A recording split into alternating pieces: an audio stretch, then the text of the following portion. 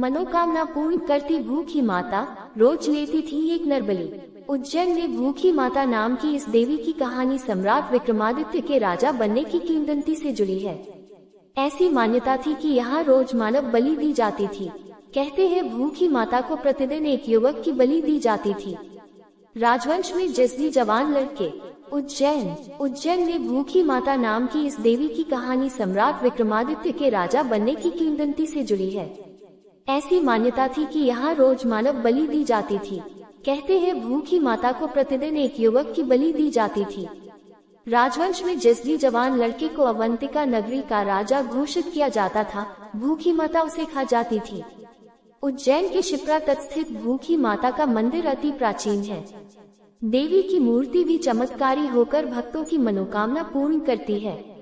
मार्गशीर्ष शुक्ल पक्ष की प्रतिपदा से पूर्णिमा के बीच भूखी माता को बुलबुले का नैवेद्य अर्पित करने की परंपरा है। इसका निर्वहन हर वर्ष किया जाता है। फलस्वरूप गुर्जर गौर ब्राह्मण समाज के परिवार अपनी सुविधा के अनुसार मंदिर पहुंचते हैं और देवी को गुड़ से बने भजिए बुलबुले का भोग चढ़ाकर माता से आशीर्वाद प्राप्त करते हैं। ऐसी स्थिति में मंदिर परिसर में मेला सा दृश्य उपस्थित हो जाता है। बुलबुले के साथ नमकीन भी चढ़ाया जाता है।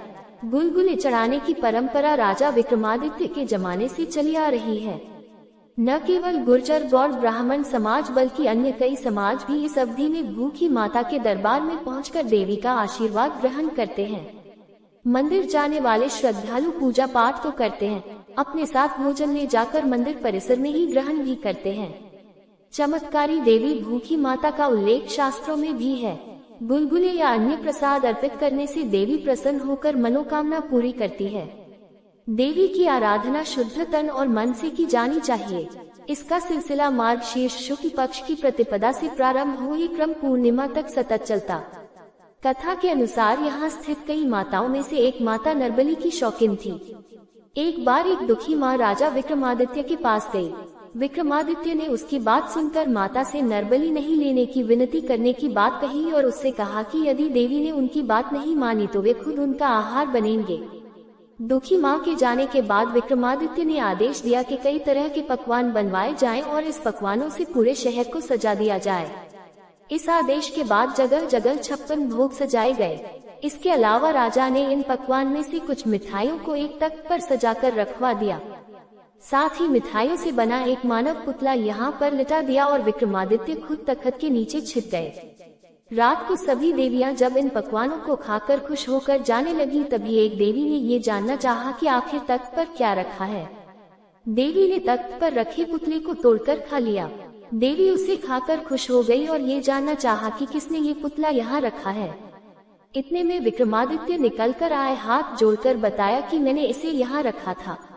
पुतले को अपना आहार बनाकर खुश होकर देवी बोली, क्या मानते हो?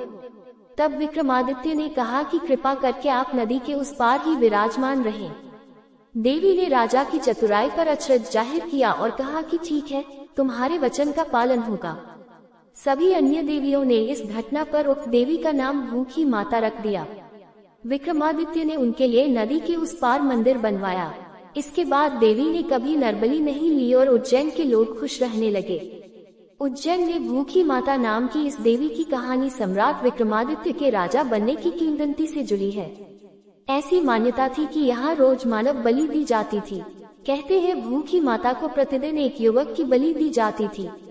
जहाँ एक बार एक दुखी माँ राजा विक्रमादित्य के पास गई।